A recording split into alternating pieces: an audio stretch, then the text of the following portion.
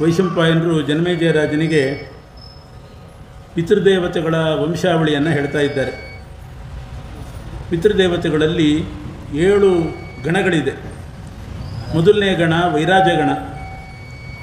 ವೈರಾಜಗಣದ ಪಿತೃಗಳ ಮಾನಸಪುತ್ರಿ ಮೇನಾದೇವಿ. ಆ ಮೇನಾದೇವಿ ಹಿಮವಂತನ ಪತ್ನಿ. ಮೇನಾದೇವಿಯ ಮಗಳೇ ಪಾರ್ವತೀದೇವಿ. ಅಪರ್ಣ ಅಂತ ಅವಳಿಗೆ ಹೆಸರು. ಏಕಪಾಟಲ ಏಕಪರ್ಣ ಅಂತ 3 ಜನ ಹೆಣ್ಮಕ್ಕಳು. ಅವರ ವಿಚಾರ ಬಂತು. ಪಿತೃಗಣಗಳಲ್ಲಿ 2ನೇ ಗಣ ಅಗ್ನಿಶ್ವಾತ್ತರು ಅಂತ ಪ್ರಸಿದ್ಧರಾದವರು. ಅಗ್ನಿಶ್ವಾತ್ತ ಗಣ ಅಂತ ಇವರೆಲ್ಲ ಮೊದಲು ಬಂದಂಥ 4 ಗಣಗಳು. 3 ಗಣ ಅದನ್ನು ದೇವತೆಗಳು ಆರಾಧನೆ ಮಾಡ್ತಾರೆ, ದೇವಲೋಕದಲ್ಲಿರ್ತಾರೆ. ಅಗ್ನಿಶ್ವಾತ್ತ ಅನ್ನೋ ಗಣದವರಿಗೂ ಕೂಡ ಒಬ್ಬಳು ಮಾನಸಪುತ್ರಿ ಇದ್ದಾಳೆ. 2ನೇ ಗಣದವರು ಅಗ್ನಿಶ್ವಾತ್ತರು. ಅವರಿಗೊಬ್ಬ ಮಾನಸಪುತ್ರಿ ಇದ್ದಾಳೆ, ಅಚ್ಚೋದ ಅಂತ ಅವಳ ಹೆಸರು. ಆ ಅಚ್ಚೋದ ಅನ್ನೋವಳೆ ಅಚ್ಚೋದ ಸರೋವರ ಅಂತ ಒಂದು ಸರೋವರ ಆಗ್ತದೆ. ಆಮೇಲೆ ಅಚ್ಚೋದ ಅಂತ ನದಿಯಾಗಿ ಹರಿತಾಳೆ. ಈ ಅಚ್ಚೋದೆನೇ ಮುಂದಿನ ಜನ್ಮದಲ್ಲಿ ಸತ್ಯವತೀ ದೇವಿ ಪರಾಶರರನ್ನು ಮದುವೆ ಮಾಡಿಕೊಂಡು ವೇದವ್ಯಾಸ ದೇವರಿಗೆ ಜನ್ಮ ಕೊಟ್ಟವಳು. ಹಾಗಾಗಿ ವೇದವ್ಯಾಸ ದೇವರು ಕೂಡ ಪಿತೃವಂಶಕ್ಕೆ ಸಂಬಂಧಪಟ್ಟವರು. ಅಚ್ಚೋದಯ ಇದು ಸತ್ಯವತಿಯ ಮಕ್ಕಳು ವೇದವ್ಯಾಸರು. ಸತ್ಯವತೀ ದೇವಿ ಪೂರ್ವಜನ್ಮದಲ್ಲಿ ಅಚ್ಚೋದೆಯಾಗಿರುವಾಗ ಅಗ್ನಿಶ್ವಾತ್ತ ಅನ್ನೋ ಪಿತೃಗಳ ಮಗಳು. ಹೀಗೆ ಪ್ರಸಿದ್ಧಳಾಗಿರ್ತಕ್ಕಂಥ ಪಾರ್ವತೀದೇವಿ ಒಂದು ಪಿತೃಗಣದವರ ಮಗಳು, ವೇದವ್ಯಾಸ ದೇವರು ಇನ್ನೊಂದು ಪಿತೃಗಣದವರ ಮಗಳು. ಪಾರ್ವತಿ ಪಿತೃಗಣದವರ ಮಗಳಲ್ಲ, ಮೊಮ್ಮಗಳು. ಪಿತೃಗಣದವರ ಮಗಳು ಮೇನಾದೇವಿ, ಮೇನಾದೇವಿಯ ಮಗಳೇ ಪಾರ್ವತಿ. ಅಗ್ನಿಶ್ವಾತ್ತ ಅನ್ನೋ ಪಿತೃಗಳ ಮಗಳೇ ಅಚ್ಚೋದೆ. ಅವಳೇ ಅನಂತರದ ಜನ್ಮದಲ್ಲಿ ಸತ್ಯವತಿಯಾಗಿ ಹುಟ್ಟಿ ವೇದವ್ಯಾಸ ದೇವರ ತಾಯಿ ಆಗ್ತಾಳೆ. ಇದನ್ನು ಮಧ್ವಾಚಾರ್ಯರು ಕೂಡ ವ್ಯಾಸರ ಚರಿತ್ರೆ ಹೇಳುವಾಗ ಹೇಳ್ತಾರೆ, ಪೂರ್ವಜನ್ಮದಲ್ಲಿ ಪಿತೃದೇವತೆಗಳ ಮಗಳಾಗಿದ್ಲು ವ್ಯಾಸರ ತಾಯಿ ಅಂತ ಹೇಳಿದ್ದಾರೆ. 3ನೇ ಗಣ ಒಂದಿದೆ, ಬರ್ಹಿಷದರು ಅಂತ 3ನೇ ಗಣ. ಇವರಿಗೆ ಸ್ಫುಟವಾದ ದೇಹ ಇಲ್ಲ. ಈ 3 ಗಣದವರು ಅಸ್ಫುಟ ದೇಹ. ಆ ಬರ್ಹಿಷದ ಅನ್ನೋ ಗಣದವರಿಗೆ ಒಬ್ಬ ಮಾನಸಪುತ್ರಿ, ಅವಳ ಹೆಸರು ಪೀವರಿ ಅಂತ. ಈ ಪೀವರಿ ಯಾರು ಅಂದರೆ ಶುಕಾಚಾರ್ಯರ ಹೆಂಡತಿ. ಶುಕಾಚಾರ್ಯರು ಮೊದಲು ಸನ್ಯಾಸಿಗಳಂತೆ ತಿರುಗಿದ್ರಷ್ಟೇ, ಆದರೆ ಪೀವರಿ ಅಂತ ಅನ್ನೋಳು ಹೆಂಡತಿ ಇದ್ಲು ಅಂತ ಹರಿವಂಶ ಉಲ್ಲೇಖ ಮಾಡ್ತೀವಿ. ಆ ಶುಕಾಚಾರ್ಯರ ಪತ್ನಿ ಪೀವರಿ ಪಿತೃದೇವತೆಗಳ ಮಗಳು, ಬರ್ಹಿಷದ ಅನ್ನೋ ಪಿತೃದೇವತೆಗಳ ಮಗಳು. ಶುಕಾಚಾರ್ಯರಿಗೆ ಆ ಪೀವರಿಯಲ್ಲಿ 1 ಕನ್ಯೆ, 4 ಯೋಗಾಚಾರ್ಯರಾಗಿರ್ತಕ್ಕಂಥ ಮಕ್ಕಳು ಹುಟ್ಟಿದ್ದಾರೆ. ಆ ಪೀವರಿಗೆ ಪಿತೃಕನ್ಯೆಗೆ ಕೃತ್ವಿ ಅಂತ ಕನ್ಯೆ ಹೆಸರು. 4 ಮಂದಿ ಯೋಗಾಚಾರ್ಯರು ಅಂದರೆ ಕೃಷ್ಣ, ಗೌರ, ಪ್ರಭು, ಶಂಭು ಅಂತ 4 ಮಂದಿ ಯೋಗಾಚಾರ್ಯರು ಹುಟ್ಟಿದರು.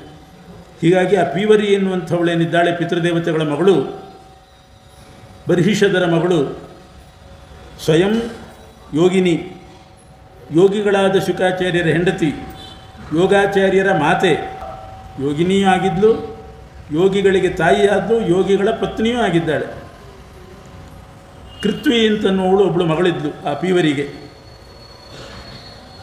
ಬ್ರಹ್ಮದತ್ತ ಅಂತ ಒಬ್ಬ ರಾಜನ ಕಥೆ ಬರ್ತದೆ ಮುಂದೆ. ಆ ಬ್ರಹ್ಮದತ್ತನ ತಾಯಿ ಅವಳು. ಅಣುಹ ಒಬ್ಬ ರಾಜ, ಅಣುಹನ ಹೆಂಡತಿ, ಬ್ರಹ್ಮದತ್ತನ ತಾಯಿ. ಇವರೆಲ್ಲ ಅಮೂರ್ತ ಪಿತೃಗಳು ಅಂತ ಹೆಸರು.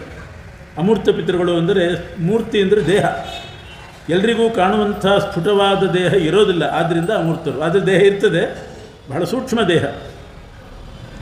ಇನ್ನು 4 ಗಣಗಳಿದ್ದಾವೆ. ಸುಕಾಲರು ಅಂತ ಒಂದು ಗಣ.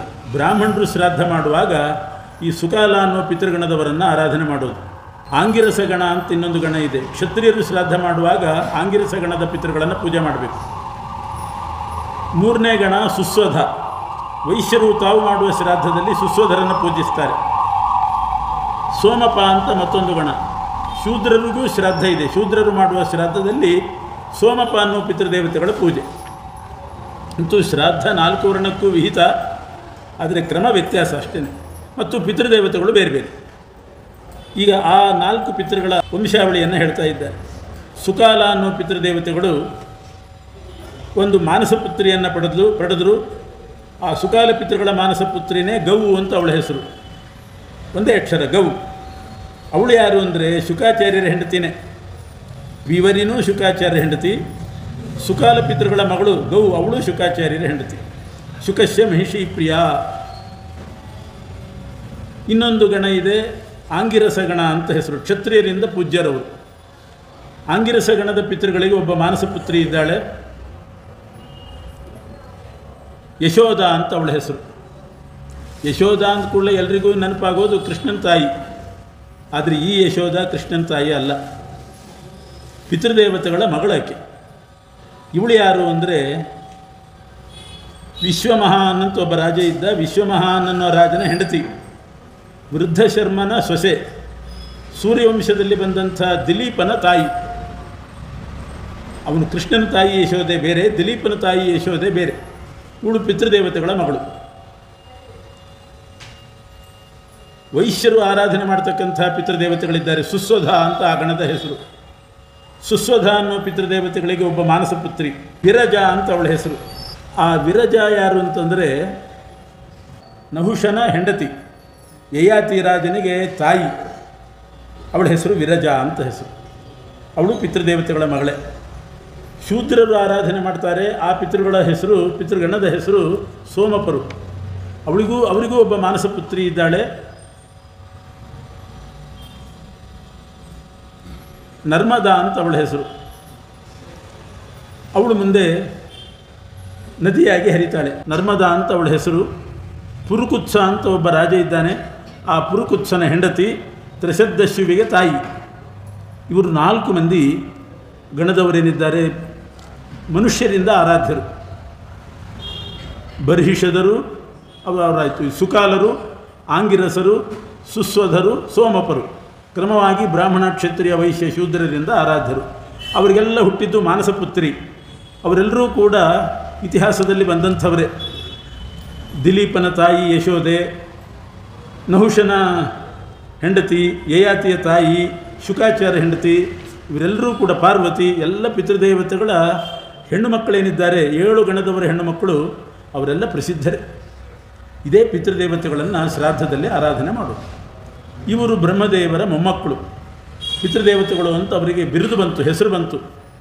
ತಮ್ಮ ತಂದೆಯರನ್ನು ಪುತ್ರ ಅಂತ ಕರೆದದ್ರಿಂದ ಇವರು ಪಿತೃದೇವತೆಗಳು ಅಂತ ಪ್ರಸಿದ್ಧರಾದರು.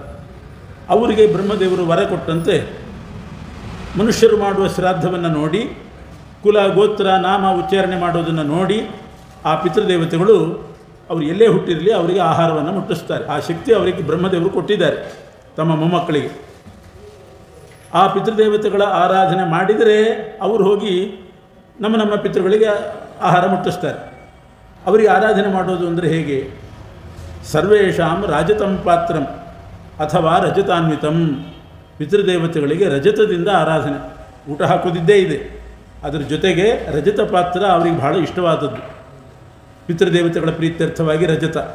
ವಿಶ್ವದೇವತೆಗಳ ಆರಾಧನೆ ಮಾಡುವಾಗ ಸುವರ್ಣ, ದೇವಾನಾಂ ಸುವರ್ಣಂ ಪಿತೃಣಾಂ ರಜತಂ ಅಂತ ಹೇಳ್ತಾರೆ. ಆದ್ದರಿಂದ ರಜತದಾನ ಈ ಶ್ರಾದ್ದದಲ್ಲಿ ಬಹಳ ವಿಶೇಷವಾದದ್ದು. ಈ ಪಿತೃದೇವತೆಗಳು ಅವರ ಪೂಜೆ ಆರಾಧನೆ ಏನಿದೆ ಇದು ದೇವಕಾರ್ಯಕ್ಕಿಂತಲೂ ಕೂಡ ಮಹತ್ತರವಾದದ್ದು, ವಿಶೇಷವಾದದ್ದು ಅಂತ ಹೇಳ್ತಾರೆ. ದೇವಕಾರ್ಯ ಮಾಡ್ತಾರೆ, ಅದಕ್ಕಿಂತ ಹೆಚ್ಚಿನ ಶ್ರದ್ಧೆಯಿಂದ ಪಿತೃಕಾರ್ಯವನ್ನು ಮಾಡಬೇಕು. ಅದಕ್ಕೆ ಪಿತೃಕಾರ್ಯಕ್ಕೆ ಶ್ರಾದ್ದ ಅಂತ ಹೆಸರು ಬಂದಿರೋದು. ಯಾವ ಕೆಲಸವನ್ನು ನಾವು ಶ್ರದ್ಧೆಯಿಂದ ಮಾಡ್ತೇವೋ ಅದು ಶ್ರಾದ್ದ. ಶ್ರಾದ್ದ ಶಬ್ದಕ್ಕೆ ಅಷ್ಟರ್ಥ. ಶ್ರದ್ಧೆಯಿಂದ ಮಾಡಲ್ಪಡುವ ಕರ್ಮ ಅದು ಶ್ರಾದ್ದ. ದೇವರ ಪೂಜೆನೂ ಶ್ರದ್ಧೆಯಿಂದಲೇ ಮಾಡಬೇಕು. ಪಾಠ ಹೇಳೋದು ಶ್ರದ್ಧೆಯಿಂದಲೇ ಹೇಳಬೇಕು. ಆದರೆ ಅಲ್ಲೆಲ್ಲ ಶ್ರಾದ್ದ ಅಂತ ಉಪಯೋಗಿಸೋದು. ಗುರುಗಳು ಏನು ಮಾಡ್ತಿದ್ದಾರೆ ಅಂದರೆ ಶಿಷ್ಯನಿಗೆ ಪಾಠ ಹೇಳ್ತಿದ್ದಾರೆ ಅಂತಂತಾರೆ ಹೊರತು ಶ್ರಾದ್ದ ಮಾಡ್ತಿದ್ದಾರೆ ಅಂತ ಯಾರು ಹೇಳೋಲ್ಲ. ದೇವರು ಪೂಜೆ ಮಾಡ್ತಿದ್ದಾರೆ ಅಂತಾರೆ, ಶ್ರಾದ್ದ ಮಾಡ್ತಿದ್ದಾರೆ ಅಂತ ಹೇಳೋದಿಲ್ಲ. ಪಿತೃಕಾರ್ಯಕ್ಕೆ ಮಾತ್ರ ಶ್ರಾದ್ದ ಅನ್ನೋ ಹೆಸರು ಬಂದಿದೆ. ಯಾಕೆ ಅಂದರೆ ಬೇರೆ ಕಾರ್ಯಕ್ಕಿಂತಲೂ ಶ್ರದ್ಧಾ ಅತಿಶಯ ಬೇಕು ಶ್ರಾದ್ದ ಇದು ಪಿತೃಕಾರ್ಯದಲ್ಲಿ. ಅದಕ್ಕೆ ದೇವಕಾರ್ಯಾದಪಿ ಮನೆ ಪಿತೃಕಾರ್ಯಂ ವಿಶಿಷ್ಯತೆ ಅಂತಂದರು. ದೇವತಾನಾಂ ಹಿ ಪಿತರ ಪೂರ್ವಮಾಪ್ಯಾಯನಂ ಸ್ಮೃತಂ. ಪಿತೃಗಳನ್ನು ಸಂತೋಷಪಡಿಸಿದರೆ ಅವರು ಶೀಘ್ರ ಪ್ರಸಾದ, ಬಹಳ ಬೇಗ ಪ್ರಸನ್ನರಾಗ್ತಾರೆ. ಕೋಪ ಇಲ್ಲ. ಆ ಶ್ರಾದ್ದ ಮಾಡಿದವರ ಮೇಲೆ ಬಹಳ ಕೃಪಾಪೂರ್ಣವಾದಂಥ ಕಟಾಕ್ಷ ಹಾಕ್ತಾರೆ, ಅವರ ಮನೆ ಏಳಿಗೆಗೆ ಬರ್ತದೆ ಅಂತ ಉಂಟು. ಎಲ್ಲಿಯಾದರೂ ಶ್ರಾದ್ದ ಲೋಪ ಆದರೆ, ಶ್ರಾದ್ದದ ಕಡಿಮೆಯಾಗಿ ಶ್ರಾದ್ದ ಮಾಡದೇ ಇದ್ದರೆ, ಅಥವಾ ಶ್ರಾದ್ದವನ್ನು ಬಹಳ ಅಲ್ಪ ರೀತಿಯಲ್ಲಿ ಅಶ್ರದ್ಧೆಯಿಂದ ಮಾಡಿದರೆ, ಆವಾಗ ಪಿತೃಗಳ ಒಂದು ಶಾಪಕ್ಕೆ ಗುರಿಯಾಗಬೇಕಾಗ್ತದೆ. ಆದ್ದರಿಂದ ಹೆಚ್ಚಿನ ಶ್ರದ್ಧೆಯಿಂದ ಪಿತೃಗಳ ಕಾರ್ಯ ಮಾಡಬೇಕು. ಅದರಲ್ಲಿಯೂ ಕೂಡ ಕಾಮ್ಯಶ್ರಾದ್ದ ಅಂತ ಕರೀತಾರೆ ಮಹಾಲಯ ಶ್ರಾದ್ದವನ್ನು. ಪ್ರತಿ ವರ್ಷ ಬರೋದು ಸಾಂವತ್ಸರಿಕ ಶ್ರಾದ್ದ, ಕಾಲಶ್ರಾದ್ದ ಅಂತ ಅದಕ್ಕೆ ಹೆಸರು. ಪಿತೃಪಕ್ಷದಲ್ಲಿ ಮಹಾಲಯ ಶ್ರಾದ್ದ ಅಂತೇನಿದೆ, ಅದು ವಿಶೇಷವಾಗಿ ಸಂತಾನ ಫಲವನ್ನು ಕೊಡ್ತಕ್ಕಂಥದ್ದು ಮಹಾಲಯ ಶ್ರಾದ್ದ. ಅದು ಕಾಮ್ಯಕರ್ಮ ಅಂದರೆ ಸಂತಾನ ರೂಪ ಕಾಮ್ಯವನ್ನು ಕೊಡ್ತಕ್ಕಂಥ ಕರ್ಮ ಅಂತ ಪ್ರಸಿದ್ಧವಾಗಿದೆ.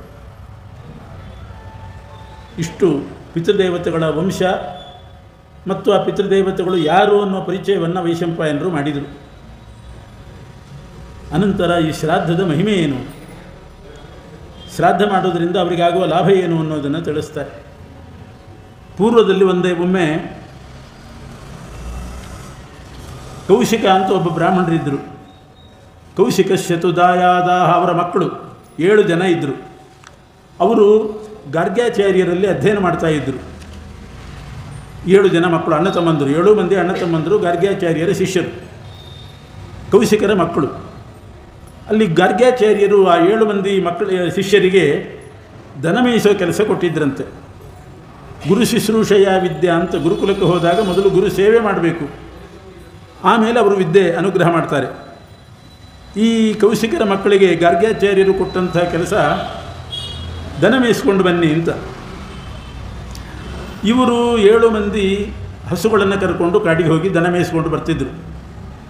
ಒಂದು ದಿವಸ ಬಹಳ ದೂರ ಬಂದುಬಿಟ್ಟಿದ್ದಾರೆ, ಕಾಡಿನಲ್ಲಿ ಹಸಿವೆ ಆಗಿದೆ, ಮಧ್ಯಾಹ್ನದ ಹೊತ್ತು ಹಸಿವೆ ಆಗಿದೆ, ಬಹಳ ದೂರ ಪ್ರಯಾಣ ಮಾಡಿ ಬಂದಿದ್ದಾರೆ, ಮೈಮರೆತು ವಾಪಸ್ ಹೋಗುವಂತೆ ಇಲ್ಲ. ಅಲ್ಲಿ ಆಹಾರ ಹುಡುಕಿದರೆ ಸಿಗಲಿಲ್ಲ. 7 ಮಂದಿ ಅಣ್ಣ ತಮ್ಮಂದರು ಸೇರಿ ಆ ಋಷಿಕುಮಾರರು ಒಂದು ತೀರ್ಮಾನಕ್ಕೆ ಬಂದರು. ಬಹಳ ದೂರ ಬಂದುಬಿಟ್ಟಿದ್ದೇವೆ, ಹಸಿವೆ ಆಗಿದೆ, ಗುರುಕುಲಕ್ಕೆ ಹೋಗುವಂತಿಲ್ಲ, ಅದರಿಂದ ಏನು ಮಾಡೋಣ, ಯಾವುದಾದ್ರೂ ಒಂದು ಹಸುವನ್ನು ಕೊಂದು ಗೋಮಾಂಸ ಭಕ್ಷಣೆ ಮಾಡಿ ನಮ್ಮ ಹಸಿವು ಪರಿಹಾರ ಮಾಡಿಕೊಳ್ಳೋಣ ಅಂತ ತೀರ್ಮಾನ ಮಾಡಿದರು. ಆಗ ಕೊನೇ ತಮ್ಮ ಅವನು ಹೇಳಿದಂತೆ, ಆಗಲಿ ಗೋಮಾಂಸವನ್ನೇ ಭಕ್ಷಣೆ ಮಾಡೋಣ, ಆದರೆ ಅದನ್ನು ಪಿತೃಗಳಿಗೆ ನಿವೇದನೆ ಮಾಡಿ ಭಕ್ಷಣೆ ಮಾಡಬೇಕು, ಹಾಗೆ ಮಾಡಿಕೊಡೋದು, ಇದೊಂದು ನಿಯಮ ಉಂಟು. ಏನಾದರೂ ಹೊಸ ದ್ರವ್ಯ ಬಂದಾಗ, ಅನಿರೀಕ್ಷಿತವಾದ ಹಣ ಬಂದರೆ ಅಥವಾ ಹೊಸ ಬೆಳೆ ಬಂದಾಗ ಶ್ರಾದ್ದ ಮಾಡಿ ಪಿತೃಗಳಿಗೆ ನೈವೇದ್ಯ ಮಾಡಿ ಆಮೇಲೆ ತಾವು ಸ್ವೀಕಾರ ಮಾಡೋದು ಪದ್ಧತಿ. ಹಿಂದಿನ ಕಾಲದಲ್ಲಿ ಬೆಳೆ ಬಂದ ಕೂಡಲೇ, ಹೊಲ ಗದ್ದೆಗಳಲ್ಲಿ ಹೊಸ ಧಾನ್ಯ ಬಂದ ಕೂಡಲೇ ಶ್ರಾದ್ದ ಮಾಡ್ತಿದ್ರಂತೆ, ಆಮೇಲೆ ತಾವು ಭಕ್ಷಣೆ ಮಾಡೋದು. ಅಥವಾ ಅನಿರೀಕ್ಷಿತ ಧನಾಗಮ ಆದ ಕೂಡಲೇ ಶ್ರಾದ್ದ ಮಾಡಬೇಕು. ಯೋಗ್ಯ ಬ್ರಾಹ್ಮಣರು ಯಾರಾದರೂ ಸಿಕ್ಕರೆ ಶ್ರಾದ್ದದ ದಿವಸ ಇಲ್ಲದಿದ್ದರೂ ಶ್ರಾದ್ದ ಮಾಡೋದುಂಟು. ಯಾಕೆಂದರೆ ಇಂಥ ಬ್ರಾಹ್ಮಣರು ಮತ್ತೆ ಸಿಗಲಿಕ್ಕಿಲ್ಲ, ಅಪರೂಪಕ್ಕೆ ಬಂದಿದ್ದಾರೆ ಅಂತ ಬಂದ ದಿವಸವೇ ಶ್ರಾದ್ದ ಮಾಡಿ ಮತ್ತೆ ಕಾಲ ಶ್ರಾದ್ದ ಅತಿಥಿಯಲ್ಲಿ ಮಾಡೋದು ಉಂಟು. ಹೀಗೆ ಯಾವತ್ತು ಬೇಕಾದರೂ ಮಾಡಬಹುದು ಪಿತೃದೇವತೆಗಳಿಗೆ. ಅವರು ತೀರ್ಮಾನ ಮಾಡಿದರು, ಗೋಮಾಂಸ ಭಕ್ಷಣೆ ಮಾಡೋಣ ಅಂತ ತೀರ್ಮಾನ ಮಾಡಿದಾಗ ಕೊನೆ ತಮ್ಮ ಹೇಳಿದ ಶ್ರಾದ್ದ ಮಾಡಿ ತಗೊಳ್ಳೋಣ ಅಂತ. ಎಲ್ಲರೂ ಒಪ್ಪಿದರು, ಗೋವನ್ನು ಹತ್ಯೆ ಮಾಡಿದರು, ಮಾನಸಿಕವಾಗಿಯೇ ಶ್ರಾದ್ದ ಮಾಡಿದರು. ಅಲ್ಲಿ ಎಲ್ಲಿ ಕಾಡಿನಲ್ಲಿ ಬಂದಿದ್ದಾರೆ, ಮಾನಸಿಕವಾಗಿ ಪಿತೃದೇವತೆಗಳ ಸ್ಮರಣೆ ಮಾಡಿ, ತಮ್ಮ ಪಿತೃಗಳನ್ನು ಸ್ಮರಣೆ ಮಾಡಿ ಅದನ್ನೇ ನಿವೇದನೆ ಮಾಡಿ ತಾವು ಭಕ್ಷಣೆ ಮಾಡಿಬಿಟ್ರು. ಆದರೆ ಮಹಾಪಾತಕದ ಕೃತ್ಯ ಗೋಹತ್ಯೆ ಅಂದರೆ. ಒಂದು ಗೋವಿನಲ್ಲಿ ಎಷ್ಟು ರೋಮಗಳಿರ್ತದೆ, ಒಂದೊಂದು ರೋಮಕ್ಕೆ ಸಾವಿರದಂತೆ ಲೆಕ್ಕ ಹಾಕಿದರೆ ಅಷ್ಟು ಸಹಸ್ರ ವರ್ಷಗಳ ತನಕ ನರಕದಲ್ಲಿ ಇರಬೇಕು ಗೋಹತ್ಯೆ ಮಾಡಿದರೆ. ಆದರೆ ಗೋಹತ್ಯೆ ಮಾಡಿ ಗೋಮಾಂಸ ಭಕ್ಷಣೆ ಮಾಡಿದಂಥ ಆ 7 ಜನ ಅಣ್ಣ ತಮ್ಮಂದರು ಕಾಲಕ್ರಮೇಣ ದೇಹ ಬಿಟ್ಟರು, ಆದರೆ ಯಾರೂ ನರಕಕ್ಕೆ ಹೋಗಲಿಲ್ಲ, ಕೂಡಲೇ ಭೂಮಿಯಲ್ಲಿ ಹುಟ್ಟಿದ್ರಂತೆ. ಸತ್ತವರು ಭೂಮಿಯಲ್ಲೇ ಹುಟ್ಟಿಬಿಟ್ರು ಕೂಡಲೇ. ಆದರೆ ಬೇಟೆಗಾರರ ಜನ್ಮ ಬಂತು, ಬೇಟೆಯಾಡತಕ್ಕಂಥ ವ್ಯಾಧರಾಗಿ ಹುಟ್ಟಿದರಂತೆ. ವ್ಯಾಧರಾಗಿ ಹುಟ್ಟಿದಾಗ ಅದೇನು ಸಂಸ್ಕಾರವೋ, ಒಳಗಡೆ ಪ್ರಬಲವಾಗಿ ಸಂಸ್ಕಾರ ಇತ್ತು, ಯಾವ ಮೃಗವನ್ನು ಬೇಟೆಯಾಡಲಿಲ್ಲ. ವ್ಯಾಧರಾಗಿದ್ದರೂ ಕೂಡ ಸಾತ್ವಿಕವಾಗಿ ಜೀವನ ನಡೆಸಿದರು, ಒಂದು ಪ್ರಾಣಿ ಹಿಂಸೆ ಮಾಡದೆ ಜೀವನ ಮಾಡಿದರು. ಆ ಜನ್ಮನೂ ಸುಲಭವಾಗಿ ಕಳೆದೋಯ್ತು. ಆಮೇಲೆ ಕಾಲಂಜರ ಅಂತ ಒಂದು ಪರ್ವತದಲ್ಲಿ ಜಿಂಕೆಗಳಾಗಿ ಹುಟ್ಟುತ್ತಾರೆ ಆ 7 ಮಂದಿ ಋಷಿಕುಮಾರರು. ಮೊದಲು ಬೇಟೆಗಾರರಾದರು, ಸಾತ್ವಿಕ ಜೀವನ ನಡೆಸಿದರು, ಜಿಂಕೆಯಾದರು. ಜಿಂಕೆಗಳಾದಾಗಲೂ ಕೂಡ ಅದು ಸಾತ್ವಿಕ ಜನ್ಮವೇ. ಅಂದರೆ ಪ್ರಾಣಿ ಅಂತ ಅಷ್ಟು ಬಿಟ್ಟರೆ ಯಾರಿಗೂ ಉಪದ್ರವ ಕೊಡೋದಿಲ್ಲ ಜಿಂಕೆ, ತನ್ನ ಪಾಡಿಗೆ ತಾನಿರ್ತದೆ. ಅಂಥ ಜಿಂಕೆಗಳಾಗಿ ಹುಟ್ಟಿದು. ಆ ಜನ್ಮವೂ ಮುಗಿತು. ಆಮೇಲೆ ಶರದ್ವೀಪ ಅಂತ ಒಂದು ದ್ವೀಪದಲ್ಲಿ ಚಕ್ರವಾಕ ಪಕ್ಷಿಗಳಾಗಿ ಹುಟ್ಟಿದರು. ಚಕ್ರವಾಕ ಅಂತ ಒಂದು ಪಕ್ಷಿ, ಅದು ಸಾತ್ವಿಕವೇ, ಯಾರಿಗೂ ಉಪದ್ರವ ಇಲ್ಲ, ಹಿಂಸೆ ಇಲ್ಲ. ಆ ಜನ್ಮನೂ ಮುಗಿತು. ಆಮೇಲೆ ಮಾನಸ ಸರೋವರದಲ್ಲಿ ಹಂಸಗಳಾಗಿ ಹುಟ್ಟಿದರು 7 ಮಂದಿ. ಹೀಗೆ 4 ಜನ್ಮ ಇತ್ತು. ಮೊದಲು ಋಷಿಕುಮಾರರಾಗಿದ್ದರು, ಗೋಹತ್ಯೆ ಮಾಡಿ ಗೋಮಾಂಸ ಭಕ್ಷಣೆ ಮಾಡಿದ್ದರಿಂದ ವ್ಯಾಧರಾದರು. ಅನಂತರದ ಜನ್ಮದಲ್ಲಿ ಜಿಂಕೆಗಳು, ಆಮೇಲೆ ಚಕ್ರವಾಕ ಪಕ್ಷಿ, ಆಮೇಲೆ ಮಾನಸ ಸರೋವರದ ಹಂಸಗಳು. 7 ಹಂಸಗಳು ಮಾನಸ ಸರೋವರದಲ್ಲಿ ಇದ್ದವು. ಆವಾಗ ಆ ಮಾನಸ ಸರೋವರಕ್ಕೆ ಚಂದ್ರವಂಶದ ಒಬ್ಬ ರಾಜ, ವಿಭ್ರಾಜ ಅನ್ನುವಂಥ ರಾಜ ಅಲ್ಲಿ ಸ್ನಾನಕ್ಕೆ ಬರ್ತಾನೆ.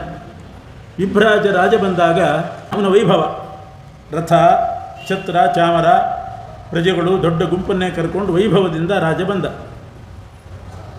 ಅಲ್ಲಿರ್ತಕ್ಕಂಥ ಹಂಸಗಳು ಆ ವಿಭ್ರಾಜ ರಾಜನನ್ನು ನೋಡಿದವು. ಕೊನೆ ಹಂಸ ಏನಿತ್ತು, ಎಲ್ಲರ ತಮ್ಮ ಆ ಋಷಿಕುಮಾರ ಹಂಸ ಆಗಿದ್ದಾಗ ಆ ಹಂಸ ಹೇಳಿತು, ನಾವು ಒಂದೊಂದೇ ಜನ್ಮವನ್ನು ಎತ್ತುತ್ತಾ ಬಂದಿದ್ದೀವಿ, ಮುಂದೆ ಜನ್ಮ ಬರೋದಾದರೆ ಈ ರಾಜನ ವಂಶದಲ್ಲಿ ನಾನು ರಾಜನಾಗಿ ಹುಟ್ಟಬೇಕು ಅಂತ ಆ ಹಂಸ ಬಯಸ್ತಂತೆ. ಅದರ ಅಣ್ಣಂದಿರಿಬ್ಬರು, ಅದಕ್ಕಿಂತ ಮುಂಚೆ ಹುಟ್ಟಿದ 2 ಹಂಸಗಳು ಹೇಳಿದ್ವಂತೆ, ನೀನು ಈ ರಾಜನ ವಂಶದಲ್ಲಿ ರಾಜನಾಗೋದಾದರೆ ನಾವಿಬ್ಬರೂ ನಿನ್ನ ಮಂತ್ರಿಗಳಾಗ್ತೀವಿ ಅಂತ ಅವರು ಹೇಳಿದ್ರಂತೆ. ಅದಕ್ಕಿಂತ ಮುಂಚೆ ಹುಟ್ಟಿದ 4 ಹಂಸಗಳು, ಅವುಗಳು ಹೇಳಿದವು, ನಿಮಗೆ ಬುದ್ಧಿ ಇಲ್ಲ, ರಾಜ ಆಗೋದು ಮಂತ್ರಿ ಆಗೋದು ಅದರಲ್ಲೇನು ಸುಖ ಇಲ್ಲ, ಏನು ಸಾಧನೆಯೂ ಆಗೋದಿಲ್ಲ, ಮುಂದಿನ ಜನ್ಮ ಬರೋದಾದರೆ ನಮಗೆ ಬ್ರಾಹ್ಮಣ ಜನ್ಮ ಬರಲಿ ಅಂತ ಆ 4 ಹಂಸಗಳು ಅಪೇಕ್ಷೆ ಪಟ್ಟರು. ಆ ಬ್ರಾಹ್ಮಣ ಜನ್ಮವು ಎಲ್ಲಿ? ಕುರುಕ್ಷೇತ್ರದಲ್ಲಿ ಬ್ರಾಹ್ಮಣ ಜನ್ಮ ಬರಬೇಕು ನಮಗೆ, ಪುಣ್ಯಕ್ಷೇತ್ರ ಅಂತ ಬಯಸಿದ್ವು. ಹಾಗೆ ಆಯಿತು. ಆ 7 ಹಂಸಗಳಲ್ಲಿ ಒಂದು ಹಂಸ, ಕೊನೆಯ ಹಂಸ, ಕಾಂಪಿಲ್ಯ ಅನ್ನೋ ನಗರದಲ್ಲಿ ಬ್ರಹ್ಮದತ್ತ ಅನ್ನೋ ರಾಜನಾಗಿ ಹುಟ್ಟಿದ. ಈ ಬ್ರಹ್ಮದತ್ತ ಯಾರು ಅಂದರೆ ಅಣುಹನ ಮಗ. ಅಣುಹ ಯಾರು ಅಂದರೆ ಶುಕಾಚಾರ್ಯರ ಮಗಳಿದ್ಲು ಕೃತ್ವಿ ಅಂತ, ಅವಳ ಮಗ. ಹೀಗೆ ಬ್ರಹ್ಮದತ್ತ ಅವಳ ಇವನೇ ಅಣುಹ, ಕೃತ್ವಿಯನ್ನು ಮದುವೆ ಮಾಡಿಕೊಂಡವನು ಅಣುಹ, ಅಣುಹನ ಮಗ ಬ್ರಹ್ಮದತ್ತ. ಕೊನೆಯ ಹಂಸ ಬ್ರಹ್ಮದತ್ತ ರಾಜನಾಯಿತು. 2 ಹಂಸಗಳು ಮಂತ್ರಿಗಳು ಆದರು. ಇನ್ನು 4 ಹಂಸಗಳು ಕುರುಕ್ಷೇತ್ರದಲ್ಲಿ ಬ್ರಾಹ್ಮಣರಾಗಿ ಹುಟ್ಟಿ ವೇದಾಧ್ಯಯನ ಮಾಡಿ ಒಳ್ಳೆ ಜ್ಞಾನಿಗಳಾದರು. ಅಲ್ಲಿ ಆ ಕಾಂಪಿಲ್ಯ ನಗರದಲ್ಲಿ ಬ್ರಹ್ಮದತ್ತ ರಾಜ ಹುಟ್ಟಿದ್ದ. ಅವನು ಮದುವೆನೂ ಮಾಡಿಕೊಂಡ. ಸನ್ನತಿ ಅಂತ ಒಬ್ಬ ಹೆಂಡತಿ ಇದ್ಲು. ಅವಳಲ್ಲಿ 2 ಮಕ್ಕಳಾದರು, ವಿಶ್ವಕ್ಸೇನ ಮತ್ತು ಸರ್ವಸೇನ ಅಂತ 2. ಸರ್ವಸೇನ ದೊಡ್ಡವನು, 2ನೇವನು ವಿಶ್ವಕ್ಸೇನ ಅಂತ 2 ಮಕ್ಕಳು ಹುಟ್ಟಿದ್ದಾರೆ. ಅವರು ತರುಣರಾಗಿದ್ದಾರೆ. ಆವಾಗ ಬ್ರಹ್ಮದತ್ತನ ಜೀವನದಲ್ಲಿ ಒಂದು ದುರಂತ ಆಯಿತು. ಒಂದು ದಿವಸ ಬ್ರಹ್ಮದತ್ತ ಮಂಚದ ಮೇಲೆ ಮಲಗಿರುವಾಗ 2 ಮಕ್ಕಳ ತಂದೆ, ಕಾಂಪಿಲ್ಯ ನಗರದ ರಾಜ, ಚಂದ್ರವಂಶದ ರಾಜ, ವಿಭ್ರಾಜನ ಮಗ ಅಣುಹ, ಅಣುಹನ ಮಗನೇ ಬ್ರಹ್ಮದತ್ತ. ಆ ಬ್ರಹ್ಮದತ್ತ ಇವನು ಮಲಗಿರುವಾಗ ಪಕ್ಕದಲ್ಲೇ ಹೆಂಡತಿ ಇದ್ಲು. ಗೋಡೆ ಕಡೆ ತಿರುಗಿ ಮಲಗಿದ್ದಂತೆ ಇದ್ದಕ್ಕಿದ್ದ ಹಾಗೆ ನಕ್ಕು ಬಿಟ್ಟ. ಆ ಬ್ರಹ್ಮದತ್ತ ರಾಜ ನಕ್ಕದ್ದು ನೋಡಿ ಪಕ್ಕದಲ್ಲಿದ್ದ ಹೆಂಡತಿಗೆ ಅನುಮಾನ ಬಂತು. ಏನೋ ನೆನೆಸ್ಕೊಂಡು ನಗ್ತಾ ಇದ್ದಾರೆ ಇವರು, ಒಬ್ಬರೇ ನಗ್ತಾ ಇದ್ದಾರೆ, ಏನದು ಅಂತ ಕೇಳಿದ್ದು. ಅವನು ಹೇಳಿದ ಬ್ರಹ್ಮದತ್ತ ರಾಜ, ಆ ಗೋಡೆ ಕೆಳಗಡೆ ಸಾಲು ಹಿಡಿದು ಗೆದ್ದಲು ಹುಳುಗಳು ಹೋಗ್ತಾ ಇದ್ವು. ಅದರಲ್ಲಿ ಒಂದು ಹುಳ ಗಂಡು, ಒಂದು ಹುಳ ಹೆಣ್ಣು. ಆ ಗಂಡು ಹೆಣ್ಣಿನ ಹುಳುಗಳ ಮಾತು ಕೇಳಿ ನಗು ಬಂತು ಅಂತಂದ. ಇದು ಹೆಂಡತಿ ನಂಬ್ತಾ ಇಲ್ಲ. ಅವುಗಳಲ್ಲಿ ಗಂಡು ಬೇರೆ ಹೆಣ್ಣು ಬೇರೆ ಅಂತೆ, ಅವುಗಳ ಮಾತು, ಆ ಮಾತು ಇವನಿಗೆ ಅರ್ಥ ಆಗೋದು ಎಲ್ಲ ಅಸಂಭಾವಿತ. ಇದೆಲ್ಲ ಸುಳ್ಳು ಹೇಳ್ತಿದ್ದೀರಿ ನೀವು, ಏನೋ ಮುಚ್ಚಿಡ್ತಾ ಇದ್ದೀರಿ, ಏನು ನಡೀತು ನಿಜ ಹೇಳಿ ಅಂತ ಬಹಳ ಒತ್ತಾಯ ಮಾಡ್ತಾಳೆ. ಕೊನೆಗೆ ಹೇಳಿದ, ಒಬ್ಬ ಋಷಿಗಳಿದ್ದರು, ಪಿಪೀಲಿಕಾಋತ ಅಂತ ಒಂದು ಕಲೆ, 64 ಕಲೆಗಳಲ್ಲಿ ಪಿಪೀಲಿಕಾಋತ ಅಂತ ಒಂದು ಕಲೆ, ಅಂದರೆ ಕ್ರಿಮಿಕೀಟಗಳ ಭಾಷೆಯನ್ನು ಅರ್ಥ ಮಾಡಿಕೊಳ್ಳೋದು. ಅವರ ಅನುಗ್ರಹದಿಂದ ನನಗೆ ಅದು ಬಂದಿದೆ. ಕ್ರಿಮಿಕೀಟಗಳ ಭಾಷೆ ಅರ್ಥ ಆಗ್ತದೆ. ನಿಜವಾಗಿಯೂ ಆ ಹುಳುಗಳು ಮಾತಾಡಿದ್ದು ನೋಡೇ ನಾನು ನಕ್ಕದ್ದು, ಅವರು ಹೇಳ್ಕೊಟ್ಟಿದ್ದಾರೆ ನನಗೆ ಆ ಭಾಷೆ ಅಂತ ಹೇಳಿದ. ಆಗ ಹೆಂಡತಿ ಕೇಳಿದ್ದು, ಹಾಗಾದರೆ ಅವು ಏನು ಮಾತಾಡಿದ್ವು ಅದನ್ನು ಹೇಳ್ರಿ ಅಂತ ಕೇಳಿದ್ದು. ರಾಜ ಅಂದ, ಅದನ್ನು ಹೇಳೋ ಹಾಗಿಲ್ಲ, ನನಗೆ ಆ ಭಾಷೆ ಹೇಳಿಕೊಟ್ಟ ಋಷಿಗಳು ನಿರ್ಬಂಧ ಮಾಡಿದ್ದಾರೆ. ಆ ಕ್ರಿಮಿಕೀಟಗಳ ಭಾಷೆ ಏನು ಅರ್ಥ ಆಗ್ತದೆ ಅದು ಯಾರಿಗೂ ಹೇಳಬಾರ್ದು, ಹೇಳಿದರೆ ನಿನ್ನ ತಲೆ ಹೋಳಾಗ್ತದೆ ಅಂತ ಅಂದಿದ್ದಾರೆ. ಆದ್ದರಿಂದ ನೀನು ಒತ್ತಾಯ ಮಾಡಬೇಡ, ಅದು ನಿನಗೆ ಹೇಳೋದಿಲ್ಲ, ನಿನಗೆ ಸಂಬಂಧಪಟ್ಟದ್ದಲ್ಲ. ಅಂತೂ ಏನೋ ಮಾತಾಡಿದ್ವು, ನಕ್ಕೆ ಅಷ್ಟೇ. ಅವಳು ಹೇಳಿದ್ದು ನಿಮ್ಮ ತಲೆ ಒಡೆದ್ರೂ ಪರವಾಗಿಲ್ಲ, ನನಗೆ ಹೇಳಿಬಿಡಿ ಅಂತಂದವಳು. ಇವನಿಗೆ ಭಾಳ ಭಯ ಆಯಿತು. ಎಂಥ ಹೆಂಡತಿ ಇವಳು, ಗಂಡನ ತಲೆ ಒಡೆದ್ರೂ ಪರವಾಗಿಲ್ಲ, ಈ ಇರುವೆಗಳ ಆ ಹುಳಗಳ ಭಾಷೆ ಹೇಳು ಅಂತಂತ ಇದ್ದಾಳೆ. ಎಂಥ ಹೆಂಡತಿ, ಎಷ್ಟು ಕ್ರೂರಿ ಇರ್ಬೋದು. ಯಾವತ್ತಾದರೂ ಒಂದು ಪ್ರಸಂಗ ನೋಡಿ ಒಣಕೆ ತೊಗೊಂಡು ಒಡೆದೇ ಬಿಡ್ತಾಳೋ ಏನೋ ತಲೆ ಅಂತ ಭಯ ಆಗಿ ಮರುದಿವಸ ಎದ್ದವನೇ ಕಾಡಿಗೆ ಹೋಗಿಬಿಟ್ಟ. ಇವಳು ಸಹವಾಸನೇ ಬೇಡ, ತಲೆ ಒಡೆದ್ರು ಒಡೀಲಿ ಅಂತಾಳೆ, ಇಂಥವಳು ಯಾಕೆ ಬೇಕು ಅಂತ ಹೇಳಿ ಬಿಟ್ಟು ಸಿಟ್ಟಾಗಿ ಕಾಡಿಗೆ ಹೋದ. 7 ದಿವಸ ತಪಸ್ಸು ಮಾಡಿದ. ನಾರಾಯಣನ ಪ್ರತ್ಯಕ್ಷ ಆಯಿತು. ನಾರಾಯಣ ಹೇಳಿದ, ಬ್ರಹ್ಮದತ್ತ ರಾಜ, ನಿನ್ನ ಮನೆಗೆ ಹೋಗು, ಎಲ್ಲ ಒಳ್ಳೆಯದಾಗ್ತದೆ, ನಿನಗೇನು ಕೆಡಕಾಗೋದಿಲ್ಲ, ಹೋಗು ಅಂತ ಇಷ್ಟೇ ಹೇಳಿದ. ಅವನ ಮಾತು ಕೇಳಿ ಬ್ರಹ್ಮದತ್ತ ಮನೆಗೆ ಬಂದ. ಪ್ರಜೆಗಳೆಲ್ಲ ಸ್ವಾಗತ ಮಾಡಿದರು. ಮೊದಲಿನಂತೆ ಮನೆಗೆ ಬಂದು ಸೇರಿಕೊಂಡ. ಇದಿಷ್ಟು ಬ್ರಹ್ಮದತ್ತನ ಕಥೆ ಆಯಿತು. ಆ ಕೊನೆ ಹಂಸದ ಕಥೆ. ಮೊದಲನೇ 4 ಹಂಸಗಳು ಕುರುಕ್ಷೇತ್ರದಲ್ಲಿ ಬ್ರಾಹ್ಮಣರಾಗಿ ಹುಟ್ಟಿದ್ದರು. ವೇದಾಧ್ಯಯನ ಮಾಡಿ ಅವರಿಗೆ ವೈರಾಗ್ಯ ಬಂದು ಮೋಕ್ಷಕ್ಕೆ ಅಂತ ಹೊರಟಿದ್ದರು. ಉತ್ತರ ದಿಕ್ಕಿಗೆ ಹೋಗಿ ಉದ್ದಕ್ಕೆ ಶರೀರಪಾತ ಆಗಿ ಮೋಕ್ಷಕ್ಕೆ ಹೋಗ್ತಾರೆ. ಆ ರೀತಿ ಉತ್ತರ ದಿಕ್ಕಿಗೆ ಅಭಿಮುಖವಾಗಿ ಹೊರಟಿದ್ದಾರೆ ಅವರು. ಆವಾಗ ಆ 4 ಮಕ್ಕಳ ತಂದೆ ವೃದ್ಧ ಬ್ರಾಹ್ಮಣ ಕೇಳಿದ್ದಂತೆ ಮಕ್ಕಳನ್ನು, ನೀವು ಒಳ್ಳೆ ಜ್ಞಾನ ಸಂಪಾದನೆ ಮಾಡಿದಿರಿ, ಜ್ಞಾನದ ಬಲದಿಂದ ಮೋಕ್ಷಕ್ಕೆ ಹೋಗ್ತಿದ್ದೀರಿ, ನಾನಂಥ ಜ್ಞಾನಿ ಅಲ್ಲ, ನನಗಷ್ಟು ಜ್ಞಾನ ಇಲ್ಲ, ನಿಮ್ಮ ಜೊತೆಗೆ ಮೋಕ್ಷಕ್ಕೆ ಬರೋ ಹಾಗಿಲ್ಲ, ನೀವು ಮೋಕ್ಷಕ್ಕೆ ಹೋದರೆ ನಾನು ಹೇಗೆ ಬದುಕಬೇಕಿಲ್ಲಿ, ನನ್ನ ಬದುಕು ಹೇಗೆ ಅಂತ ಕೇಳಿದಾಗ ಮಕ್ಕಳು ಹೇಳಿದರು, ಹೌದು, ನಿನಗೋಸ್ಕರ ನಾವು ಮೋಕ್ಷಕ್ಕೆ ಹೋಗೋದು ಬಿಡೋದಿಲ್ಲ, ಮೋಕ್ಷಕ್ಕಂತೂ ಹೊರಡ್ತೇವೆ, ನಿನಗಾಗಿ ಒಂದು ಜೀವನಕ್ಕೆ ವ್ಯವಸ್ಥೆ ಮಾಡ್ತೇವೆ ಅಂತ ಹೇಳಿದರು. ಏನು ವ್ಯವಸ್ಥೆ? ಒಂದು ಶ್ಲೋಕ ಬರ್ಕೊಡ್ತೇನೆ, 2 ಶ್ಲೋಕ. ಆ ಶ್ಲೋಕವನ್ನು ನೀನು ತೊಗೊಂಡು ಹೋಗಿ ಕಾಂಪಿಲ್ಯ ನಗರಕ್ಕೆ ಹೋಗಿ ಅಲ್ಲಿ ಬ್ರಹ್ಮದತ್ತ ಅಂತ ಒಬ್ಬ ರಾಜ ಇದ್ದಾನೆ, ಆ ಬ್ರಹ್ಮದತ್ತನ ಮುಂದೆ 2 ಶ್ಲೋಕ ಹೇಳು, ಅವನು ನಿನಗೆಲ್ಲ ವ್ಯವಸ್ಥೆ ಮಾಡ್ತಾನೆ, ಬದುಕಿಗೆ ಜೀವನಕ್ಕೆ ಏರ್ಪಾಡು ಮಾಡ್ತಾನೆ ಅಂತ ಹೇಳಿ 2 ಶ್ಲೋಕ ಬರ್ಕೊಟ್ಟು ಆ 4 ಜನ ಬ್ರಾಹ್ಮಣರು ಕಾಡಿಗೆ ಇದು ಮಹಾಪ್ರಸ್ಥಾನಕ್ಕೆ ಹೊರಟುಬಿಟ್ರು. ಬ್ರಹ್ಮದತ್ತ ರಾಜ ಇವನು ಆ ವೃದ್ಧ ಬ್ರಾಹ್ಮಣ ಮಕ್ಕಳೆಲ್ಲ ಮೋಕ್ಷ ದಾರಿ ಹಿಡಿದು ಹೋದ ಮೇಲೆ ಆ 2 ಶ್ಲೋಕ ಹಿಡ್ಕೊಂಡು ಕಾಂಪಿಲ್ಯ ನಗರಕ್ಕೆ ಬಂದ. ಅಲ್ಲಿ ಬ್ರಹ್ಮದತ್ತ ಕೊನೆಯ ಹಂಸ ರಾಜನಾಗಿದ್ದ. 2 ಮಂತ್ರಿಗಳಿದ್ದರು. ಬಂದು ರಾಜನ ಮುಂದೆ ಆ ಶ್ಲೋಕ ಓದ್ತಾನೆ. ಆ ಶ್ಲೋಕಗಳನ್ನೇ ಇವತ್ತು ಎಲ್ಲರೂ ಶ್ರಾದ್ದದಲ್ಲಿ ಹೇಳ್ತಾರೆ. ಸಪ್ತವ್ಯಾಧ ದಶಾರ್ಣೇಶು ಮೃಗಾ ಕಾಲಂಜರೇ ಗಿರವು ಚಕ್ರವಾಕ ಶರದ್ವೀಪೆ ಹಂಸಾ ಸರಸಿ ಮಾನಸೆ ತೇಪಿ ಜಾತಾ ಕುರುಕ್ಷೇತ್ರೇ ಬ್ರಾಹ್ಮಣ ವೇದ ಪಾರಗಾ ಪ್ರಸ್ಥಿತ ಮೋಕ್ಷಮಧ್ವಾನಂ ಯೂಯಂ ಕಿಮವಸೀದಥ. ಇಷ್ಟೇ ಶ್ಲೋಕ. ಇದನ್ನು ಆ ವೃದ್ಧ ಬ್ರಾಹ್ಮಣ ಹೇಳಿದ ಕೂಡಲೇ ಬ್ರಹ್ಮದತ್ತ ರಾಜನಿಗೆ ಎಲ್ಲ ನೆನಪಾಯಿತು. ಈ ಶ್ಲೋಕದ ಅರ್ಥ ಏನು ಅಂದರೆ, 7 ಜನ ಋಷಿಕುಮಾರರಿದ್ದರು, ಗಾರ್ಗ್ಯಾಚಾರ್ಯರಲ್ಲಿ ಅಧ್ಯಯನ ಮಾಡ್ತಿದ್ದರು. ಒಂದು ಸಲ ಅವರು ಗೋಹತ್ಯೆ ಮಾಡಿ ಗೋಮಾಂಸ ಭಕ್ಷಣೆ ಮಾಡಿದರು. ಆಮೇಲೆ ಆ 7 ಜನ ಸಪ್ತವ್ಯಾಧಾ ದಶಾರ್ಣೇಶು, ಗೋಹತ್ಯೆ ಮಾಡಿದ್ದರಿಂದ ದಶಾರ್ಣ ದೇಶದಲ್ಲಿ ಬೇಟೆಗಾರರಾಗಿ ಹುಟ್ಟಿದರು. ಆಮೇಲೆ ಕಾಲಂಜರ ಪರ್ವತದಲ್ಲಿ ಜಿಂಕೆಗಳಾಗಿ ಹುಟ್ಟಿದರು, ಶರದ್ವೀಪದಲ್ಲಿ ಚಕ್ರವಾಕ ಪಕ್ಷಿಗಳಾಗಿ ಹುಟ್ಟಿದರು, ಮಾನಸ ಸರೋವರದಲ್ಲಿ ಹಂಸಗಳಾಗಿ ಹುಟ್ಟಿದರು. ಆಮೇಲೆ ಅದರಲ್ಲಿ 4 ಜನ ಕುರುಕ್ಷೇತ್ರದಲ್ಲಿ ಬ್ರಾಹ್ಮಣರಾಗಿ ಹುಟ್ಟಿ ವೇದಾಧ್ಯಯನ ಮಾಡಿ ಮೋಕ್ಷಕ್ಕೆ ಹೋಗ್ತಾ ಇದ್ದಾರೆ. ನೀವು 3 ಜನ, ಅದರಲ್ಲಿ ಒಬ್ಬ ರಾಜ, 2 ಮಂತ್ರಿಗಳಾಗಿ ಈ ಹೆಂಡತಿ ಕೈಯಲ್ಲಿ ಸಿಗಾಕೊಂಡು ಯಾಕೆ ಒದ್ದಾಡ್ತಿದ್ದೀರಿ ಅಂತ ಅರ್ಥ. ಯೂಯಂ ಕಿಮವಸೀದಥ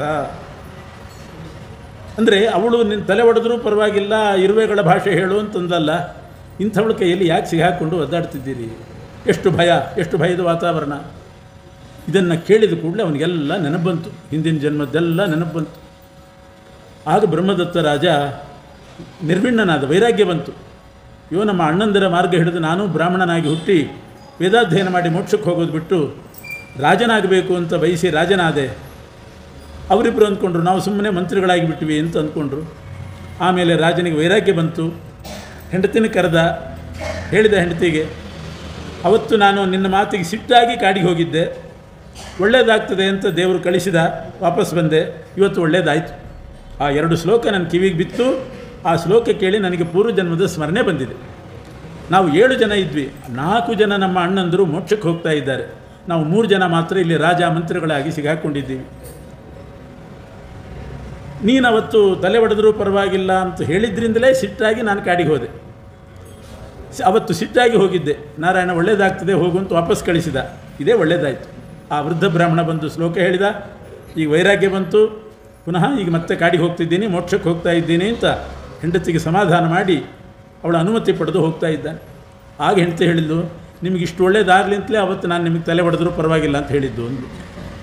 ಇಲ್ಲದ್ರೆ ಯಾವ ಹೆಂಡತಿಯೂ ಕೂಡ ಗಂಡನ ತಲೆ ಹೊಡೆದ್ರೆ ಹೊಡೀಲಿ ಅಂತ ಅಪೇಕ್ಷೆ ಪಡೋದಿಲ್ಲ.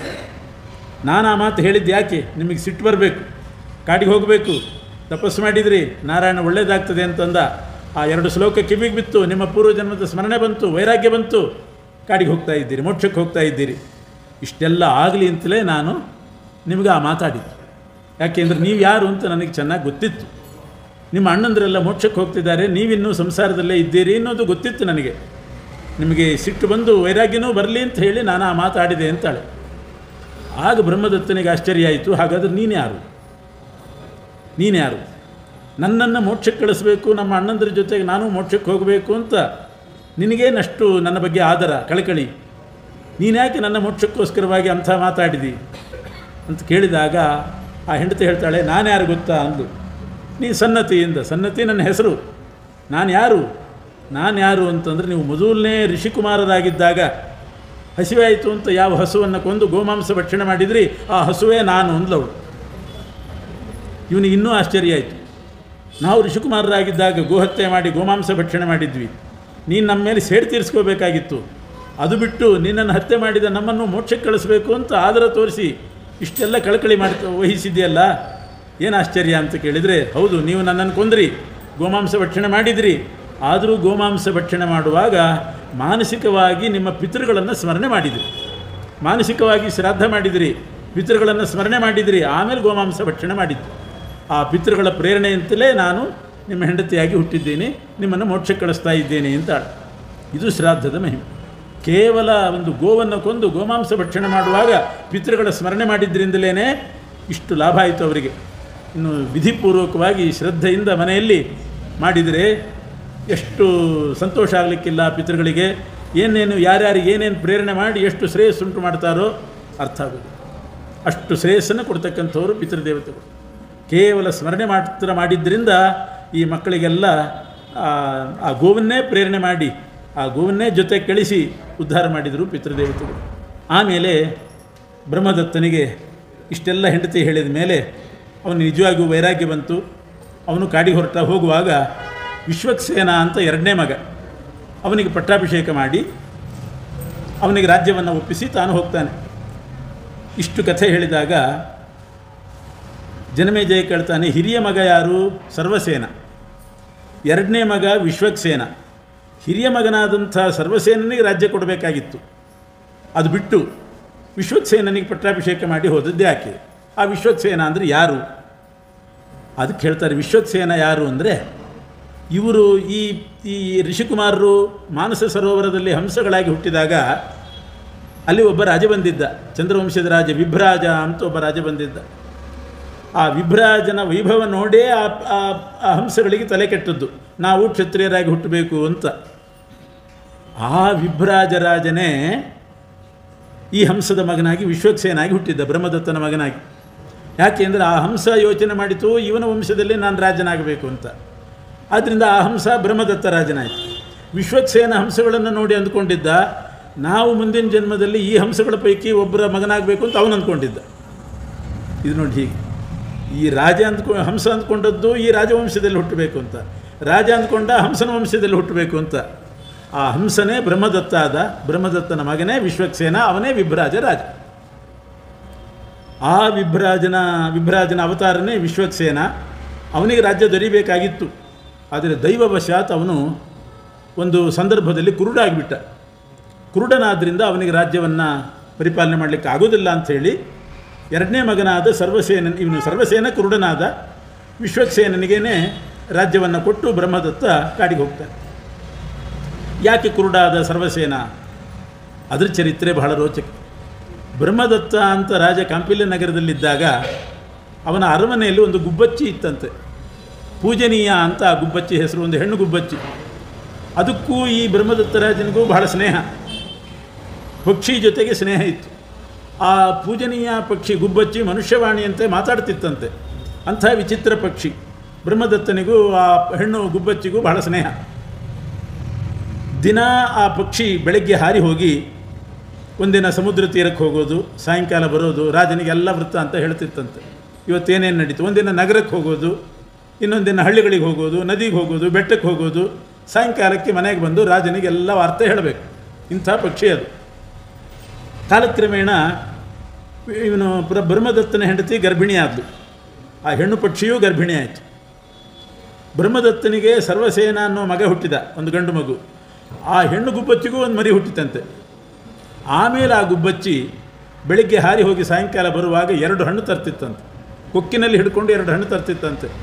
ಬಹಳ ಮಧುರವಾದ ಹಣ್ಣು. ಯಾವುದ್ಯಾವುದೋ ಕಾಡು ಉದ್ಯಾನ ಅಲ್ಲೆಲ್ಲ ಸಂಚಾರ ಮಾಡಿ 2 ಹಣ್ಣು ತರ್ತಿತ್ತಂತೆ. ಒಂದು ತನ್ನ ಮರಿಗೆ, ಇನ್ನೊಂದು ರಾಜನ ಮಗ ಬ್ರಹ್ಮದತ್ತನ ಮಗ ಸರ್ವಸೇನನಿಗೆ ಅಂತ. ಒಂದು ದಿವಸ ಆ ಪಕ್ಷಿ ಹಾರಿ ಹೋಗಿದೆ. ಸಾಯಂಕಾಲ ಮನೆಗೆ ಬರ್ತಾ ಇದೆ. ಬರುವಾಗ ತನ್ನ ಮರಿ ಕಾಣಿಸಲಿಲ್ಲ. ಅವತ್ತೇನಾಗಿತ್ತು ಅಂದರೆ, ಈ ಪಕ್ಷಿ ಹೋದ ಮೇಲೆ ಯಾಕೋ ಸರ್ವಸೇನನಿಗೆ ಹಠ ಶುರುವಾಗಿತ್ತಂತೆ. ಮಕ್ಕಳಿಗೆ ಹಠ ಅಂತ ಬರ್ತದೆ ಕೆಲವು ಸಲ, ಸುಮ್ಮನೆ ಅಳ್ತಾವೆ. ಆ ಸರ್ವಸೇನನಿಗೆ ಹಠ ಬಂದಿತ್ತು. ಅವನನ್ನು ನೋಡ್ಕೊಳ್ಳಿಕ್ಕೆ ಒಂದು ದಾಸಿ ಹುಡುಗಿಯನ್ನು ಇಟ್ಟಿದ್ದರು. ಎಷ್ಟು ಸಮಾಧಾನ ಮಾಡಿದರೂ ಆ ಮಗುವಿಗೆ ಸಮಾಧಾನ ಆಗ್ತಾ ಇಲ್ಲ. ಏನೇನೋ ಆಟ ಸಾಮಾನು ತಂದು ಕೊಟ್ಟದ್ದಾಯಿತು, ಏನು ಮಾಡಿದರೂ ಅಳೋದು ನಿಲ್ಲಿಸ್ತಾ ಇಲ್ಲ. ತೊಟ್ಲಲ್ಲಿ ಮಲಗಿದ್ದಾನೆ, ಅಳೋದೇ ಅಳೋದು. ಕೊನೆಗೆ ಆ ದಾಸಿ ವಿವೇಕ ಇಲ್ಲದೇನೆ ಆ ಗುಬ್ಬಚ್ಚಿಯ ಮರಿ ಅಂತ ತಂದು ಕೊಡ್ತಂತೆ. ಗೊಂಬೆ ಕೊಡ್ತಾರಲ್ಲ ಮಕ್ಕಳಿಗೆ, ಹತ್ತಿರ ಗೊಂಬೆ ತೊಗೋಂತ. ಸಿಟ್ಟು ಬಂದಿದ್ದರೆ ಗೊಂಬೆನೇ ತುಂಡು ಮಾಡಿ ಹಾಕ್ತಾವೆ, ರುಂಡ ಮುಂಡ ಬೇರೆ ಬೇರೆ ಮಾಡಿ. ಆ ಗುಬ್ಬಚ್ಚಿ ಮರಿ ಅಂತ ತಂದು ಕೊಟ್ಟಿತ್ತು ಆ ದಾಸಿ, ಆ ಹುಡುಗಿ.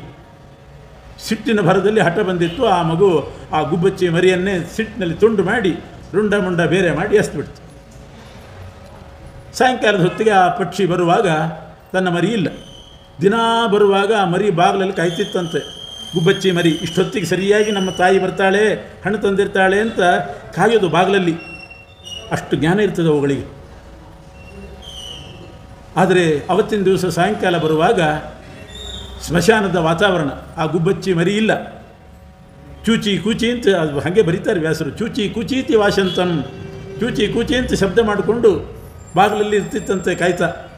ಅವತ್ತು ಪಕ್ಷಿ ಬರುವಾಗ ಆ ಮಗು ಇಲ್ಲ. ಆ ಕಡೆ ಈ ಕಡೆ ಹುಡುಕಿದರೆ ರುಂಡ ಮುಂಡ ಬೇರೆಯಾಗಿ ಬಿದ್ದುಬಿಟ್ಟಿತ್ತು. ಆ ಪಕ್ಷಿ ಕೇಳಿತಂತೆ ದಾಸಿಯನ್ನು, ಏನಾಯಿತು ಅಂತ. ಅದು ಹೇಳಿತು, ಆಟ ಆಡಲಿಕ್ಕೆ ಅಂತ ನಾನು ಕೊಟ್ಟೆ, ಅದು 2 ತುಂಡು ಮಾಡಿ ಹಾಕಿತು ಅಂತ. ಆ ಪಕ್ಷಿಗೆ ಸಿಟ್ಟು ಬಂತು. ಆಕಾಶಕ್ಕೆ ಹಾರೋದು, ಎತ್ತರ ಹಾರೋದು, ತೊಟ್ಟಲ್ಲಿ ಮಲಗಿದಂಥ ಸರ್ವಸೇನನ ಕಣ್ಣಿಗೆ ಕುಕ್ಕೋದು, ಮತ್ತೆ ಹಾರೋದು, ಮತ್ತೆ ಕುಕ್ಕೋದು, ಹಾರೋದು ಕುಕ್ಕೋದು. ಹೀಗೆ ಕುಕ್ಕಿ ಕುಕ್ಕಿ ಕುಕ್ಕಿ 2 ಕಣ್ಣಿನಿಂದ ರಕ್ತಸ್ರಾವ. ಆ ರೀತಿ ಮಾಡಿತು. ಈ ಆರ್ಭಟ ನೋಡಿ ಆ ಹುಡುಗಿ ಹೋಗಿ ರಾಜನನ್ನು ಕರೆದು. ಬ್ರಹ್ಮದತ್ತ ಬರೋ ಹೊತ್ತಿಗೆ 2 ಕಣ್ಣಿನಿಂದ ರಕ್ತಸ್ರಾವ, 2 ಕಣ್ಣು ಕುರುಡಾಗಿದೆ. ಆ ಪಕ್ಷಿ ಮಾತ್ರ ಮನೆ ಒಳಗಿನಿಂದ ಅಂಗಳಕ್ಕೆ ಹೋಗಿ ಮರದ ಮೇಲೆ ಕೂತಿದ್ದು. ರಾಜ ಬಂದು ನೋಡಿದ, ಮಗನ ಕಣ್ಣು ಕುರುಡಾಗಿತ್ತು, 2 ಕಣ್ಣು ಹೋಗಿದೆ. ಭಾರೀ ರೋಷ ಬಂತು. ತಕ್ಷಣದಲ್ಲೇ ಆ ರೋಷವನ್ನು ತಡ್ಕೊಂಡ, ಸಿಟ್ಟನ್ನು ತಡ್ಕೊಂಡ, ಶಾಂತನಾದ. ಹೊರಗಡೆ ಬಂದು ಗುಬ್ಬಚ್ಚಿಗೆ ಹೇಳ್ತಾ ಇದ್ದಾನೆ, ಗುಬ್ಬಚ್ಚಿ ಯಾಕೆ ಹೊರಗೆ ಹೋಗಿ ಕೂತ್ಕೊಂಡು? ನಿನ್ನ ಗೂಡು ಒಳಗಡೆ ಇದೆ. ಇಬ್ಬರು ಅಷ್ಟು ಸ್ನೇಹದಿಂದಿದ್ವಿ, ಒಳಗಡೆನೇ ಗೂಡು ಮಾಡ್ಕೊಂಡಿದ್ದೀನಿ ನೀನು. ಇವತ್ತು ಮರದ ಮೇಲೆ ಯಾಕೆ ಹೋಗಿ ಕೂತಿ? ಒಳಗೆ ಬಾ. ಅಜರ್ಯಂ ಸಖ್ಯಮಸ್ತುತೆ. ನನ್ನ ಮಗನಂತೂ ನಾನು ಕಳ್ಕೊಂಡೆ, ಅಂದರೆ ಕಣ್ಣು ಹೋಯಿತು. ನಿನ್ನ ಸ್ನೇಹ ಹೋಗಬಾರ್ದು ನನಗೆ. ಮಗನ ಕಣ್ಣಂತೂ ಬರೋದಿಲ್ಲ, ನಿನ್ನ ಸ್ನೇಹನೂ ಹೋಗಿಬಿಡಬಾರ್ದು. 2 ದುಃಖ. ಮಗನ ಕಣ್ಣು ಹೋದದ್ದೊಂದು, ನಿನ್ನ ಸ್ನೇಹ ಹೋಗೋದೊಂದು, 2 ದುಃಖ ಆಗ್ತದೆ. ಅದರಿಂದ ಮೊದಲಿನಂತೆ ನೀನು ಸ್ನೇಹಿತನಾಗಿ ನನ್ನಲ್ಲಿರು. ನನಗೇನು ಕೋಪ ಇಲ್ಲ ನಿನ್ನ ಮೇಲೆ, ಕಣ್ಣು ಕುರುಡು ಮಾಡಿದ್ದಕ್ಕೆ ಕೋಪ ಇಲ್ಲ. ಯಾಕೆಂದರೆ ನನ್ನ ಮಗ ಹಠ ಬಂದು ನಿನ್ನ ಮರಿಯನ್ನು ತುಂಡು ಮಾಡಿ ಹಾಕಿದ್ದಾನೆ, ಸಾಯಿಸಿಬಿಟ್ಟಿದ್ದಾನೆ. ನೀನು ನನ್ನ ಮಗನ್ನು ಕುರುಡು ಮಾತ್ರ ಮಾಡಿದ್ದೆ ಅಷ್ಟೇ, ಸಾಯಿಸಿಲ್ಲ, ಕುರುಡು ಮಾತ್ರ ಮಾಡಿದ್ದೆ. ಅದರಿಂದ ಮೊದಲಿನಂತೆ ವಾಸ ಮಾಡು, ಒಳಗೆ ಬಾ ಅಂತ ಕರೀತಿದ್ದಾನೆ. ಆಗ ಆ ಪಕ್ಷಿ ಹೇಳ್ತದೆ, ಒಳ್ಳೆ ಶುಕ್ರಾಚಾರ್ಯರ ನೀತಿಯನ್ನು ಹೇಳ್ತದೆ. ಒಂದು ಸಲ ಒಬ್ಬ ವ್ಯಕ್ತಿ ಒಬ್ಬರಿಗೆ ಅಪರಾಧ ಮಾಡಿದ ಮೇಲೆ ಮತ್ತೆ ಅಲ್ಲಿ ಇರೋದು ಅವನ ಬುದ್ಧಿವಂತಿಕೆ ಅಲ್ಲ. ಅಪರಾಧ ಮಾಡಬಾರ್ದು, ಮಾಡಿದರೆ ಆ ಜಾಗ ಬಿಟ್ಟು ದೂರ ಹೋಗಬೇಕು. ಯಾಕೆಂದರೆ ಅಪರಾಧ ಮಾಡಿಸ್ಕೊಂಡವನಿರ್ತಾನಲ್ಲ, ಬಾಯಲ್ಲಿ ಹೇಳ್ತಾನೆ ನನಗೇನು ಬೇಜಾರಿಲ್ಲ, ನನಗೇನು ಸಿಟ್ಟಿಲ್ಲ ಅಂತ, ಆದರೆ ಹೃದಯದಲ್ಲಿ ಸಿಟ್ಟಿದ್ದೇ ಇರ್ತದೆ. ಒಂದೇ ಆಸನದಲ್ಲಿ ಕೂಡ್ತಾನೆ, ಒಂದೇ ತಟ್ಟೆಯಲ್ಲಿ ಊಟ ಮಾಡ್ತಾನೆ, ಒಂದೇ ಹಾಸಿಗೆಯಲ್ಲಿ ಮಲಗ್ತಾನೆ, ಆದರೆ ಹೃದಯದಲ್ಲಿ ಆ ಕೋಪ ಇದ್ದೇ ಇರ್ತದೆ. ಇವನನ್ನು ಏನು ಮಾಡಿ ಕೊಲ್ಲಬೇಕು ಅಂತ ಕೊಲ್ಲೋದಕ್ಕೆ ಹೊಂಚಾಗ್ತಾ ಇರ್ತಾರೆ. ಇದು ಶುಕ್ರಾಚಾರ್ಯ ಹೇಳಿದ ನೀತಿ. ಆದ್ದರಿಂದ ಒಂದು ಕಡೆ ಇದ್ದವನು ಅವರಿಗೆ ಅಪರಾಧ ಮಾಡಿದ ಮೇಲೆ ಅಲ್ಲಿರೋದು ಅವನ ಬುದ್ಧಿವಂತಿಕೆ ಅಲ್ಲಿಂದ ದೂರ ಹೋಗು. ನಿನ್ನ ಮಗನ ಕಣ್ಣು ನಾನು ಕುರುಡು ಮಾಡಿದೆ. ನಿನ್ನ ಮಗ ನನ್ನ ಮರಿಯನ್ನು ಸಾಯಿಸೇ ಬಿಟ್ಟಿದ್ದಾನೆ. ಸ್ವಲ್ಪ ದಿವಸ ದುಃಖ ಇರ್ತದೆ, ಹೋಗ್ತದೆ. ನಿನಗೆ ಹಾಗಲ್ಲ, ಜನ್ಮ ಪರ್ಯಂತ ದುಃಖ. ಯಾಕೆ? ಆ ಮಗನ ಪೂರ್ತಿ ಸಾಯಿಸಲಿಕ್ಕೆ ಆಗಿಲ್ಲ ನನಗೆ, ಕಣ್ಣು ಮಾತ್ರ ಕುರುಡು ಮಾಡಿಬಿಟ್ಟಿದ್ದೀನಿ. ಅವನು ಎಡವಿದಾಗ, ಬಿದ್ದಾಗ, ಅತ್ತಾಗ, ಯಾರು ಬಂದರು ಯಾರು ಹೋದರು ಅಂತ ಕೇಳಿದಾಗೆಲ್ಲ ನಿನಗೆ ದುಃಖ ಆಗ್ತದೆ. ನನ್ನ ಮೇಲೆ ಸಿಟ್ಟು ಜಾಸ್ತಿ ಆಗ್ತಾ ಹೋಗ್ತದೆ. ಮಾಡಿದ ಮೇಲೆ ಅರ್ಧಂಬರ್ಧ ಮಾಡಬಾರ್ದು, ಪೂರ ಮಾಡಿಬಿಡಬೇಕು.